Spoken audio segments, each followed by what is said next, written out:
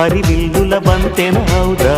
ఆనందం అంటే అర్థం మనమందా ప్రతి పూట పాటై సాగే హుషారు సరిగమలో ఎన్నో ఎన్నో రాగాలుండే సంగీతం కాదా చల్లకి నవ్వుల కేరింత